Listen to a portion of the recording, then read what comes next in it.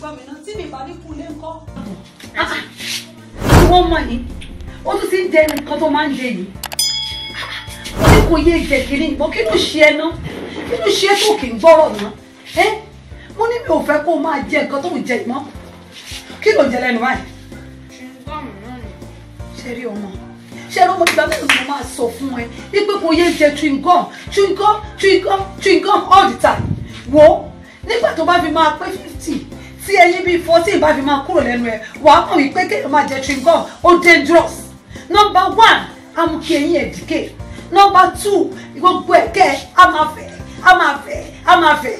Ìkẹta ni pé wo a máa store sugar sínú àgọ́ ara ẹ̀ a máa store sugar ló máa store síbẹ̀. Ó gbọ́ mi ṣé o tún máa jẹ́ àbọ̀ fi jẹ mọ́. Mọ́mí ẹ wo ṣùgbọ́n yìí mi ò lè filẹ̀ o mi ò lè máa jẹ́ kú ni ó yẹ gbà yìí mi ò lè filẹ̀ o. Ìwọ bá sọ pé o lè filẹ̀ kò sí ọ̀rọ̀ ṣe yín mi. Holy Spirit of God o lè filẹ̀ tó bá ti jẹ́ mọ́mí àti dáàdì ẹ̀ ló bí ẹ̀ má pọ̀ tún gọ́ọ̀mù. ẹ̀kọ́ ni mọ́mí. O tún dá mi lóhùn ọ̀dà mi tiẹ̀ ayé tiẹ̀ pọ̀ tún gọ́ọ̀mù ẹ̀ ní. Bọ́ sílẹ̀ fún mi wọ́n ní kò pọ̀ ṣé kò pọ̀ ni. Bọ́ sílẹ̀ wọ́n bẹ̀rẹ̀ àdá òṣì ni a máa bá wọn sọ̀rọ̀ ohun tí ò dáa rè ohun tí ò dáa ni pẹ́sẹ̀ tẹ́mọ́lẹ̀ fún mi rubbish kí n tún rí ẹ kó o fi chewing gum sẹ́nu nínú ilé yìí mo ní nǹkan ò dáa ó pàpà ń jẹ́ kí lè léyìn lọ́wọ́ ẹ̀ olùjalè wá. chewing gum náà ni. Ṣé mo sọ fún yín chewing gum yìí mi ò lè filẹ̀ mi ò lè ṣe máa ó jábà ẹ̀ ní. Gbogbo ìgbà ló máa wà ní ẹrù òkì tán. Ìwọ dúró dè mí.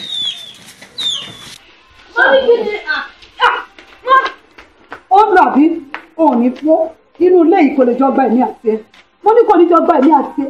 Máa ń nà ẹ̀ jàtìjàtì bá fẹ́ nà ẹ̀ ṣe léṣe. Tó o bá máa wọnú ilé yìí, máa ń lọ ṣégeṣège sí ẹ lára. Ṣọlá òkè ń gbọ́rọ̀ ni. Aláìgbọ́rọ̀ mọ̀ mi ò tẹ̀ ní jẹ́ kó wọlé. Tó bá dẹ̀ wọlé, máa ń bẹ́ẹ̀ nà ẹ̀ ṣe léṣe. Máa bẹ́ẹ̀ nà ẹ̀ ṣe léṣe. Rubbish, nonsense. Ká máa bọ́ mo sọ̀rọ̀ kó má gbọ́. Máa bẹ́ẹ̀ nà ẹ̀ ṣe léṣe. Nínú adé ẹ̀lẹ́ máa lè jálajàla máa lè jàtìjàtì. Kí ni mo ṣe? Ẹ jọ̀ọ́ ẹ gbà mí kí ni mo ṣe? Kí lè ṣe mí? Ẹ ṣeré ó mọ̀. Mi ì mọ̀. Eléyìí tí wọn náà ń jẹ lẹ́nu yìí kọ́. Mi ò jẹ nǹkan kan. Ìgbà mi kò sí nǹkan kan lẹ́nu mi. Mi ò jẹ nǹkan kan. Ó dáa náà wò ó.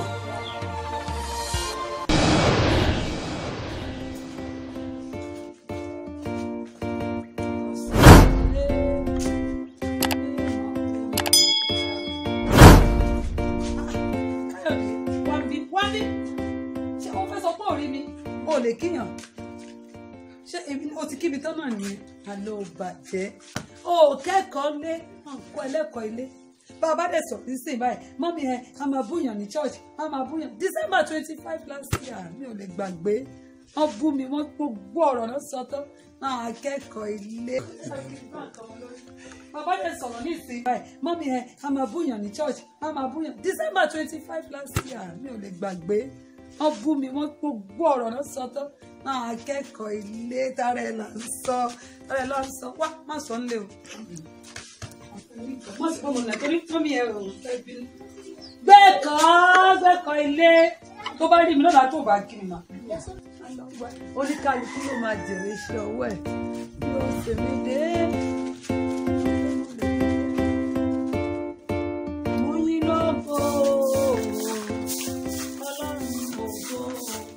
kéèyàn ti ẹ̀rọ lóhùn gbálẹ̀ á tutù gbá nírọ̀lẹ́ ọ̀rọ̀ yìí dùn àwọn ọmọ tó sùn pàápàá.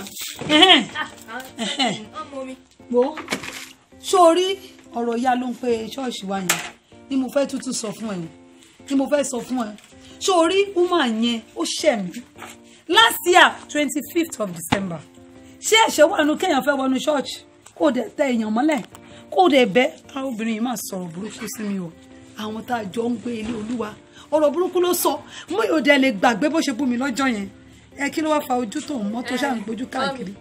dábàá pé ọ̀rọ̀ tẹ́ ẹ̀ sọ fún mi ó ti pẹ́ tẹ́ ẹ ti máa sọ fún mi àti ó ti pẹ́ tí máa kà gan-an kì í ṣe. ṣé mo ti sọ fún mi. a ti tó Márùn-ún. Mo ti sọ fún ẹ rí àbí. Mọ́mí ẹ ti sọ ẹ ti Jẹ́ máa jẹ́ lẹ́nu bó ṣe ń dùn mí ni mo ṣe ń jẹ́ lẹ́nu. Bí mo bá ti rí woman yẹn ni màá tún rántí á tún fresh ní memory mi. Mo sì rí wọn lọ́sàn-án yìí. Òun náà ni mo fẹ́ sọ. Ìyá ló ń pé ó ṣẹ̀ mí. Ṣé ẹni tẹ́ ẹ rí tẹ́ ẹ kí tẹ́ ẹ tún dì mọ́ tẹ́ every 25th of every month ni mo máa rántí mi ò sì ní jẹ́ kó kúrò lọ́kàn mi. Mọ́mí ọ̀rọ̀ yẹn má ti pẹ́. Ó kàn pẹ́ ni ó pẹ́ lójú kan. Lẹ́ni tẹ́ ẹ ó kí ni pẹ́ lọ́kàn máa wò ó má ṣe bí o ẹni bá ṣe bí wọn kì í gbàgbé wọlé èmi ò lè gbàgbé rẹ ní tó o ti fún wọn lómi tán. sún fún mi kó o fún sókè oúnjẹ fún mi. wọ́n ti fún wọn lóúnjẹ tẹ́lẹ̀ àbí. ó yọ padà wá dé tó bá ti ṣe tán. máa sọ ni.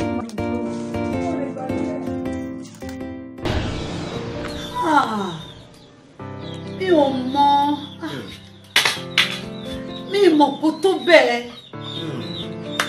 ẹni tó ṣẹ̀ mí mo ti dáríjì ṣé pé bí mo ṣe ń sọ yẹn òun ni pé mò ń jẹ lẹ́nu. Wo ó le tó bẹ́ẹ̀ o ó sì tún le jù bẹ́ẹ̀ lọ sórí àìdáríjì rẹ kò ní jẹ́ kí wọn náà wọlé o. Ilé ògo ni. Rárá èmi á wọlé ògo. Tí ọmọnìkejì rẹ bá ṣẹ̀ ọ́ ẹ̀tọ́ rẹ dáríjì kó o sì gbàgbé ẹ̀ṣẹ̀ rẹ pátápátá. Ìwọ rántí ìwé mímọ́ ni Bíbélì tó wí pé dárí ẹ̀ṣẹ̀ wa jì wá bí a ti ń dáríjì gbogbo ẹni tó ṣẹ̀ wá. Mo ti dáríjì ṣé bá ń kíra wa olóyìnbó ní forgive and forget mo dẹ̀ ti sọ pé àti forgive ó rọrùn fún èmi bí ẹnìkan ṣùgbọ́n láti gbàgbé yẹn ibi èèyàn ni gbogbo wa báwo lẹ ṣe máa rí ẹni tó ṣẹ̀yìn tí ohun tó ṣe tí ò tún ní wá sí yín lọ́kàn fresh ewu ẹ má jẹ́ àtàrà wa ní abala ibi tá a dé yìí ó rọrùn láti dáríjì ṣùgbọ́n kò rọrùn láti gbàgbé o. Ó mà ṣe o ó mà rọrùn láti gbàgbé ẹ̀ṣẹ̀. Báwo? Nípasẹ̀ ẹ̀mí mímọ́ ni ẹ̀mí mímọ́ ló lè ran ènìyàn lọ́wọ́ láti gbàgbé ẹ̀ṣẹ̀ wọn nìkejì. Ẹ̀mí mímọ́. Bẹ́ẹ̀ ni. Tó bá jẹ́ wípé ẹ̀mí mímọ́ ni mo nílò kí n lè máa gbàgbé àwọn èèyàn tó dẹ́ṣẹ̀ sí mi tí wọ́n ṣẹ̀ mí kí n lè máa gbàgbé ohun tí wọ́n ṣe sí mi. Ẹ ràn mí lọ́wọ́ mi ò lè dá ṣe báwo ni mo ṣe fẹ́ délé tẹ́ ẹ bá ràn mí lọ́wọ́ báyìí ẹ̀mí mímọ́ mo nílò rẹ̀ ẹ̀mí Ọlọ́run ẹ ràn mí lọ́wọ́ kí gbogbo ọ̀rọ̀ ẹ̀ṣẹ̀ tí àwọn ènìyàn ṣẹ̀ mí kó kúrò lọ́kàn mi ẹ̀mí mímọ́ ẹ ràn mí lọ́wọ́ ẹ̀mí Jésù Kristi ẹ ràn mí lọ́wọ́ ẹ̀mí mímọ́ ẹ bá mi mú àwọn rẹ́kọ̀ọ̀dù ẹ̀ṣẹ̀ tí àwọn ènìyàn ṣẹ̀ mí kúrò lọ́kàn mi lórúkọ Jésù Kristi mo gba agbára láti borí rẹ́kọ̀ọ̀dù ẹ̀ṣẹ̀ tí àwọn ènìyàn ṣẹ̀ mí lórúkọ Jésù Kristi àní mo gba agbára láti borí àti máa tọ́ ẹ̀ṣẹ̀ jó sí ọkàn mi lórúkọ Jésù. Thank you Holy Spirit in Jesus name amen.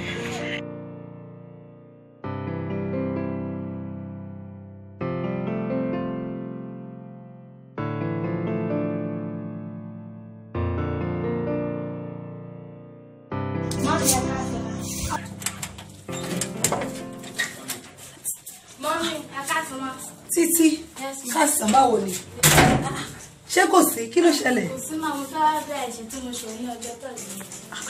ẹ̀ṣẹ̀ wo nìyẹn ná kí ló ṣẹlẹ̀. tí mo kò ṣe lẹ́yìn ọjọ́. ìwọ ọmọ yìí mo ti dáríjì ẹ ṣé bó ti wá bẹ̀ mí àwọn ọ̀rẹ́ ẹ̀ tún wá bẹ̀ mí wọ́n tẹ̀ sí kí ni mo tún fẹ́ jọ mo ti dáríjì mi tí ẹ fi sọ́kàn rárá ṣùgbọ́n God bless you mi ìró rárá God will bless you àwọn parents ẹ̀ kó bá mi kí wọn dáadáa dúró jẹ́ bẹ́ẹ̀ wọ́wọ́ bí sí jẹ́ bẹ́ẹ̀ wá ọjà tó bá ti di Monday kó make sure pé lọ́la náà kú ni Monday kó make sure pé orí mi ní staff room máa bẹ mú gift wa God bless you kí àwọn parents ẹ̀ dáadáa mo ti dáríjì.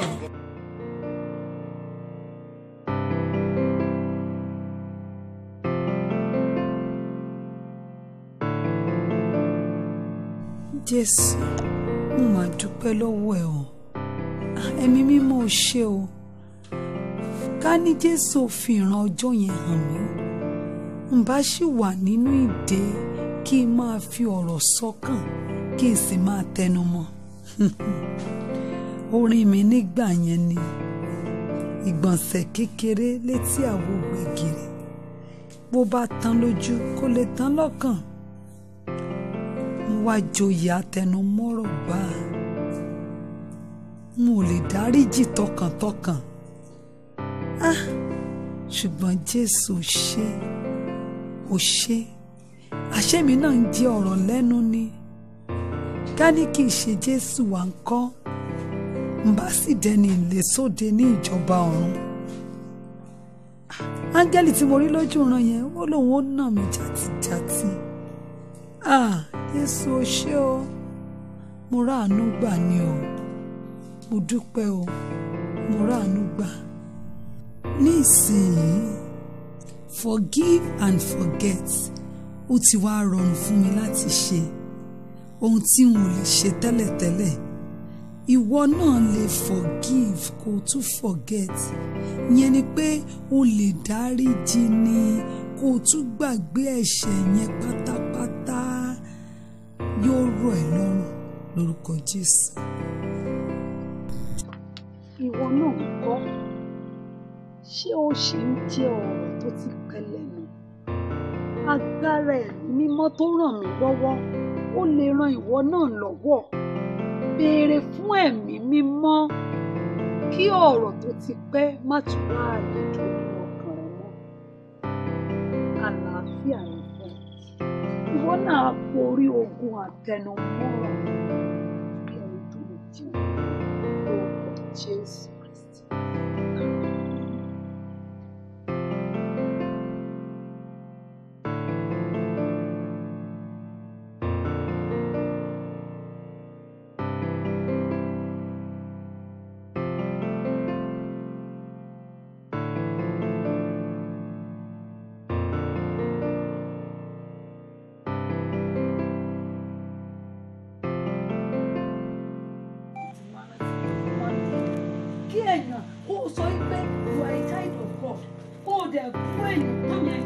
Church of God.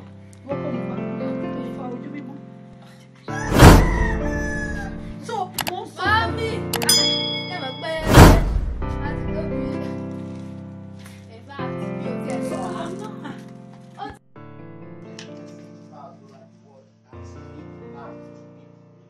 Let sinners repent, let believers repent and know that you are God. Main message in this movie, God will take it out of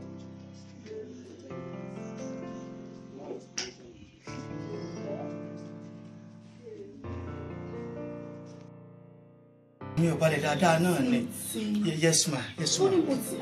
ó ti bẹ̀ mí lójú yẹn mi ò máa fi sọ́tọ̀ mi ò rántí mọ́ kó o lè bìlí. Mọ́mí ẹ má bínú ma, ẹ má bínú ma. Jọjọ jẹ́ fẹ́ lọ.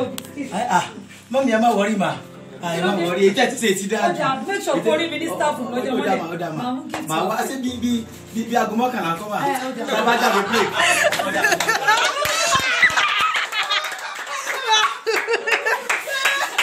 God bless you as you watch.